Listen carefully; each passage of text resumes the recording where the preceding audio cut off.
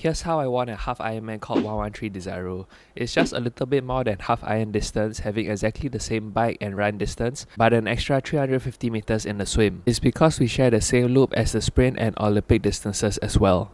I only started training just 1 month before the race. You can watch every single workout I did during June in these 3 videos. Even within those 3 videos, you could see my swim, my bike, my run numbers have been improving. So that made me pretty confident for this race. The race was on Sunday and I left home just 1 day before the race, took the ferry to Desaru ferry terminal and checked into the hotel by about 12 to 1 p.m. I felt the one night stay was perfect and not too rushed, especially because I didn't have to pack the bike in a bike box for the ferry. So I had some time to kill on Saturday, so I continued editing the last training video in the afternoon and collected my race pack at 4 p.m. The schedule said there was a race briefing at 5 p.m. even though there was already an online briefing. I wanted to go for the physical briefing to ask a few questions, so I waited for an hour until 5 p.m. and they said it was just an online video. So I returned to my hotel, which was Lotus Desaru, about 10 minutes walk away from the race hotel, which was Sands and Sandals. I went to bed really early, about 10 or 11 p.m. and woke up at 5:30 a.m. on race day.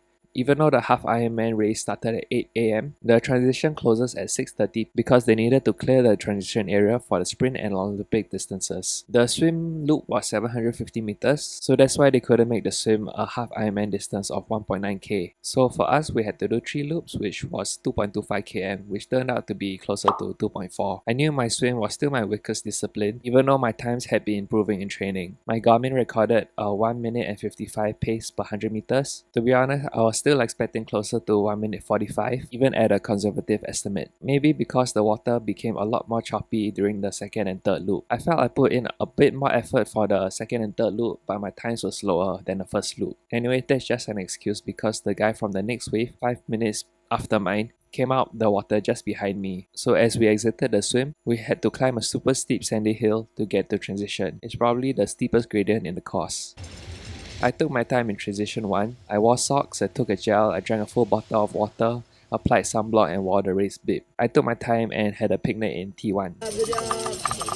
As I was running out of transition, the marshal said I had to complete a full loop around transition first. This wasn't mentioned at all, so my transition 1 was probably 1 minute slower. The bike loop was really simple, a 15k out and back 3 times, making a total of 90 km. The single lane roads were pretty clean and debris free. Most of the sprint and Olympic distance athletes were done, so the roads were quite empty as well. So it was nice and easy to overtake others even though it was just a 1-lane road. I wasn't aware of this, but the bike route wasn't entirely closed off to vehicles. The traffic marshals let vehicles into the bike course when there's a significant gap between cyclists. So I was quite surprised by this. There were cars and trucks passing us in the middle of a 2-lane road. Thankfully, I didn't have to slow down because of a vehicle, so that was good. After the first U-turn, I counted there were 2 athletes in front of Chris and I. Chris was the guy who started in the wave 5 minutes after mine and came out of the water just behind me. So we rode the entire bike course together. I stayed a couple of meters behind him to avoid getting a drafting penalty, but when I pulled, he was right on my wheel and he got caught by a marshal and was given a 3-minute penalty. Anyway, Chris still won his age group. I missed the second U-turn, had to unclip, turn the bike and get back on course.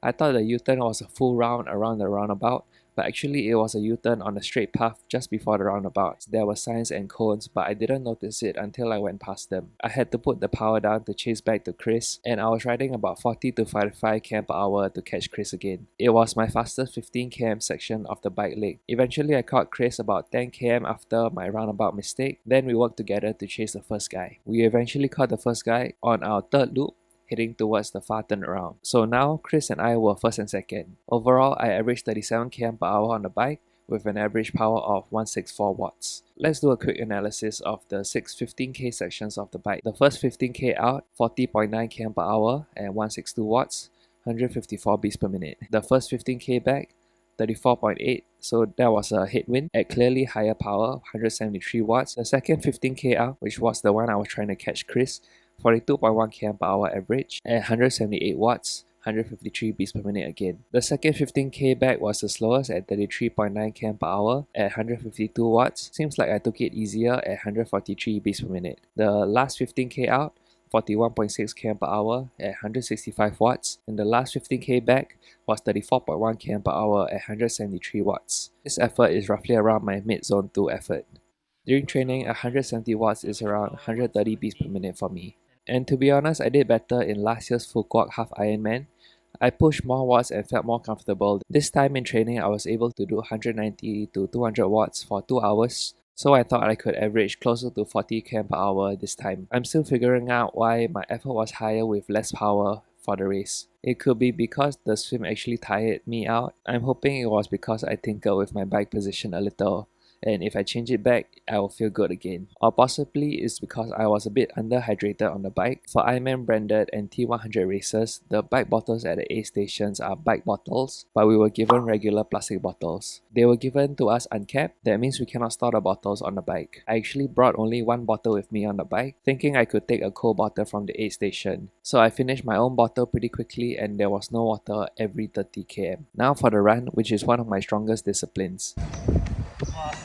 I really enjoy it. Three loops. My legs didn't feel the same as T100 or my half Ironman Fukuoka. I was running sub 4 minute pace during the first few kilometers off the bikes for those two races and it felt good. But somehow for this 113 triathlon, they felt heavier and more fatigued. So I had to take it easier and held back my effort. What made things worse is after I took half a banana during the first aid station, I had stitch for the rest of the run. So for about 20 kilometers, I had to run with a stitch. So I took the entire run at an easy pace and didn't push at all. Besides the stitch, my run was pretty enjoyable at my usual zone 2 long run pace. I'm glad I figured out how to raise my zone 2 to about 430 pace in training.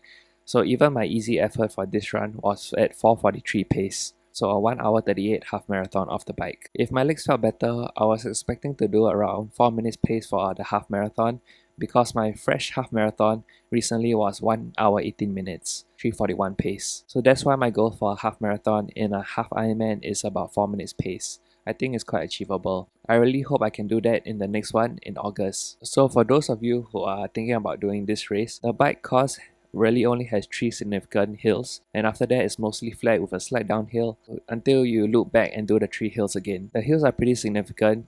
I was doing 15 to 20 km per hour up the hills. The run course is similar because at the start of each loop, you get 2 to 3 more significant hills again, and after that it's kind of slightly rolling. So it's not too bad. For the run course, besides the initial section near the hotel, thankfully most of the course had quite good tree cover. The finishing line of the National Mountain Sport Fest 2025! Congratulations, number 117 from Singapore! So that was still a good enough performance for first overall. I guess everyone else was suffering in the heat like me. What was the total cost of the trip? I signed up for the race during the early bird and got an additional 20% off code for the first 50 signups. So it was 222 Singapore dollars. The ferry return trip was 221 for my mom and I, so 110 for one person. But if you're bringing a bike, it's additional 10 Singapore dollars there and 30 RM back. From the ferry terminal to the hotel, another Team Singapore athletes bum drove us there. So we saved 40 RM, which is 12 Singapore dollars if we were to book a cab, which we took on the return journey. The cost for Lotus Desaru for one night in Singapore dollars is 73.29. We had to give them a 100 RM refundable deposit and a 10 RM tourist fee. So actually net cost for the hotel was 76.31 Sing. Because I only stayed for one night, I didn't have to pay for meals at all. Dinner was included in the race fee and breakfast was included with the hotel cost. So the total cost of the trip was $519. So for a single person, I'll minus my mom's ferry price, is only $409 if you're traveling alone and for one night. So the entire trip is still $200 less than the Ironman 70.3 Desaru race fee itself. So what do you get for paying triple for the Ironman branded 70.3? Firstly, I think you definitely get no vehicles on the bike path. You also get a chance to qualify for the Ironman 70.3 World Champs, an actual 1.9 km distance instead of 3 times of a sprint distance loop. You'll get bike bottles during the aid stations and also ice during the run. I heard there was ice this time round, but they weren't giving it out. You had to pick the ice from the bucket. So unfortunately, I didn't run with any ice this time. By the way, I vlogged the entire trip and that will be on my membership channel real soon. My next race is a local triathlon called Trifecta 2 weeks later on the 26th of July. Then my next half Ironman, which I'm planning to go around 4 minutes pace for my half marathon, is Challenge Malaysia on the 31st of August. That's at Forest City. I never been there before. By the way, Challenge Malaysia costs 438 Sing, still $200 cheaper than Ironman 70.3 Desaru. Now I want to see if I can push my zone 2 run pace even further, maybe 420 pace. So if I bonk during the next half Ironman, I'll still be able to run at 430 pace. So I think that's the next video I'll make. See you there. 2025!